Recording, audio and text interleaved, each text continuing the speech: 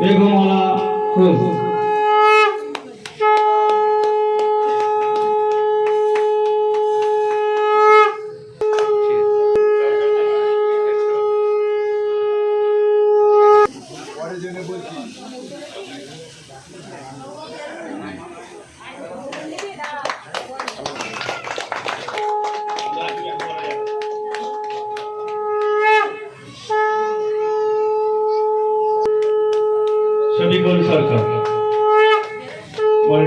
আমি আমার গ্রামে এসেছি। আমার গ্রামের সুস্বাস্থ্য কেন্দ্র যেটা আছে সেই সুস্বাস্থ্য কেন্দ্রের আমাদের যারা দিদিরা আছেন, প্লাস এই গ্রামের যারা আশা এই সুস্বাস্থ্য কেন্দ্রের আন্ডারে যে সমস্ত আশা দিদিরা আছে, প্লাস আমাদের এখানকার ICDS যে সেন্টারগুলো চলে তাদের দিদিরা, ওরা অনেক দিন ধরেই বলছিল যে এরকম আমাকে পাওয়ার জন্য যে এখানে আসুক।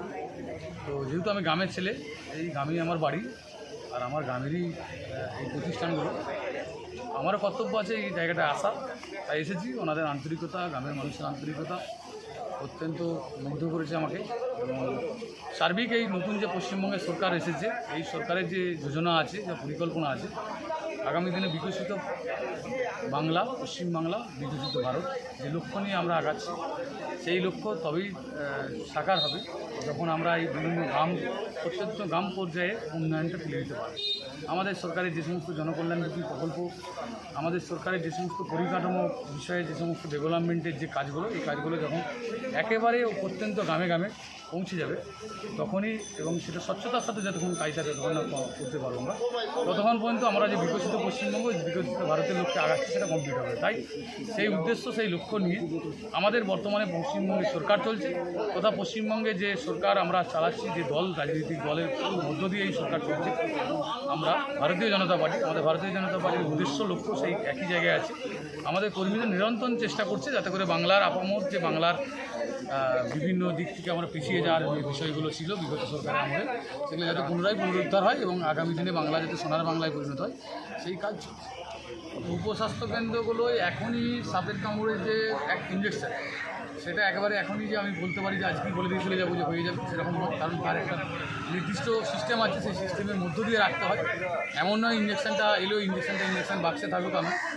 আর একটা পরিকাঠামোগত দিক আছে, সেই দিকটাও কমপ্লিট হতে হবে, তবেই সেটা পসিবল হয়। তবে এটুকু বলতে পারি, গোঘাটের যে সমস্ত আমাদের দুটো রুরাল হসপিটাল আছে এবং প্রাথমিক স্বাস্থ্যকেন্দ্র যেটা আছে মদনগঞ্জ, এই জায়গাগুলোকে আমরা টার্গেট করছি প্রথম পর্যায়ে, যে পর্যাপ্ত পরিমাণে যাতে ওই ইঞ্জেকশান থাকে এবং আমরা যাতে এই গোঘাটের বাসিন্দাদেরকে ওই আর্জেন্ট যে সাবকার্ডি হওয়ার পর যে পরিষেবাটা দিতে পারি, সেই জন্য সে ব্যবস্থা থাকবে।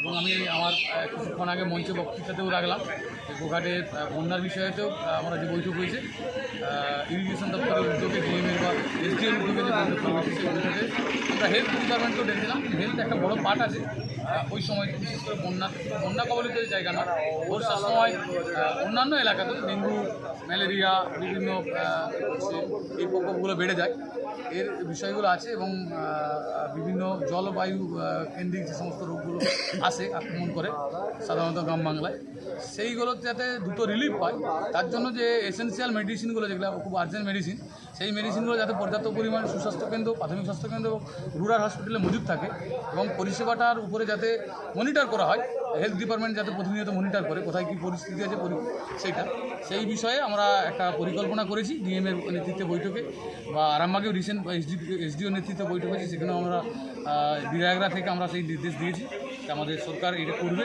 এবং আধিকারিকদেরকে এই বিষয়ে বলেছি আমরা যে আপনাদেরকে এই বিষয়গুলো দেখে নিতে হবে।